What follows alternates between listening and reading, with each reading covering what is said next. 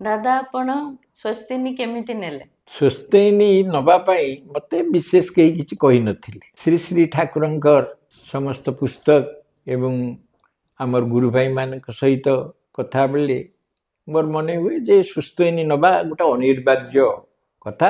ଦୀକ୍ଷା ନେଲେ ଏବଂ ଗୋଟେ ଜାଗାରେ ଶ୍ରୀ ଶ୍ରୀ ଠାକୁର କହିଛନ୍ତି ଯଦି ଯଜନ ଯାଜନ ଇଷ୍ଟବୃତ୍ତି ଠିକ୍ ଭାବରେ କରାଯାଏ ତାହେଲେ 1.5 ବର୍ଷ ଭିତରେ ଜଣେ ଲୋକ ସ୍ୱସ୍ତିନି ନେବ। ତା ବ୍ୟତୀତ ମୁଁ ଦୀକ୍ଷା ନେଲା ଦିନଠୁ ମାଛ ମାଂସ ପିଆଜ ରସୁଣ ଛାଡ଼ି ଦେଇଥିଲି। ମୋର ସ୍ତ୍ରୀ ସେ ପିଆଜ ବୋଧେ ଖାଉଥିଲେ କିନ୍ତୁ ମାଛ ମାଂସ ଆମ ପିଲାମାନଙ୍କୁ ବ୍ୟତୀତ ତାପରେ ଆଉ ଖାଉଥିଲେ କ'ଣ ତାପରେ ଧୀରେ ଧୀରେ ବନ୍ଦ ହେଇଯାଇଥିଲା। ତେଣୁ ମୁଁ ସ୍ୱସ୍ତିନିଟା ମୋତେ କେହି କହିନାହାନ୍ତି ଯେ ହଠାତ୍ ଦିନେ ଆମର ରସୁଲଗଡ଼ରେ ଗୋଟେ ସତ୍ସଙ୍ଗ ଥିଲା ଏବଂ ସେଠି ମୁଁ ଯାଇଥିଲି। ତାପରେ ମୁଁ ତ୍ରିପାଠୀ ଭାଇଙ୍କୁ କହିଲି, ମୁଁ କହିଲି ତ୍ରିପାଠୀ ଭାଇ ଆଉ ମୁଁ ସ୍ୱସ୍ତିନି ନେଇଗଲେ ତ ହୁଅନ୍ତା। ସେ ସେଠୁ ସେଇଠି ମୋତେ ସ୍ୱସ୍ତିନି ଦେଲେ। ମୁଁ କହିଲି ଆପଣ ପରେ ଆସିବେ, ମୋର ୱାଇଫ୍ ସ୍ୱସ୍ତିନି ବି ନେବ। ତାପରେ ୱାଇଫ୍ ନେଲେ।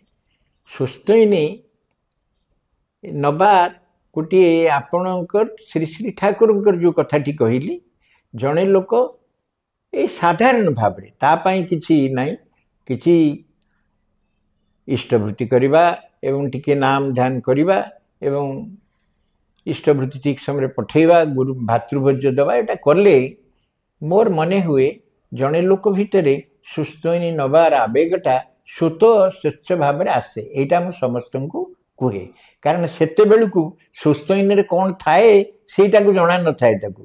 ଏବେ ବି ଆଜି ଯାଏଁ ଆପଣ ସବୁ ଯଦି ଯିବେ ଅନେକ ଲୋକଙ୍କୁ ପଚାରିବେ କାହିଁ ସ୍ୱସ୍ତିନିକୁ ନେଲେ କ'ଣ ହୁଏ, ମାଛ ମାଂସ ପିଆଜ ରସୁଣ ଖାଇବନି, ତା ନୁହେଁ। ଏ କଥା ଲେଖା ହେଇନି ସ୍ୱସ୍ତିନିରେ। ସ୍ୱସ୍ତିନିରେ ଶରୀରକୁ ମାନେ ବିଗ୍ରହଙ୍କର ମନ୍ଦିର ବୋଲି ଭାବିବାକୁ ପଡ଼ିବ, ଏ କଥା କୁହାଯାଇଛି। ଏବଂ ତୁମ ଭିତରେ ଭଲ ଚିନ୍ତା ଯେତେବେଳେ ଆସୁଛି ସେଥିରୁ କିଛିଟା କାର୍ଯ୍ୟ କରିବାକୁ ଚେଷ୍ଟା କରିବ। ଅନ୍ୟମାନେ ଅଛନ୍ତି ବୋଲି ତୁମେ ରହିଛ ଏ କଥା ଦେଖିବାକୁ ପଡ଼ିବ ଏବଂ ବୃତ୍ତି ପ୍ରବୃତ୍ତିକୁ ମାନେ ବନ୍ଦ ନ କରି ତାକୁ ନିୟନ୍ତ୍ରିତ କରିବା କଥା।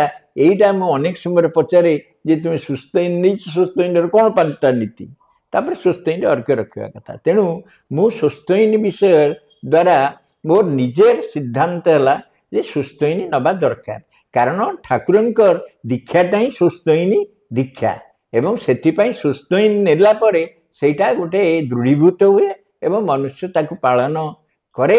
ଏବଂ ତାପରେ ମୁଁ ସେଇଟା ନେଲି ଏବଂ ତାପରେ ମୋର ସ୍ତ୍ରୀ ନେଲେ ଆଉ ମାନେ ମୋର ସ୍ୱସ୍ତିନିଟା ଚାଲିଲା।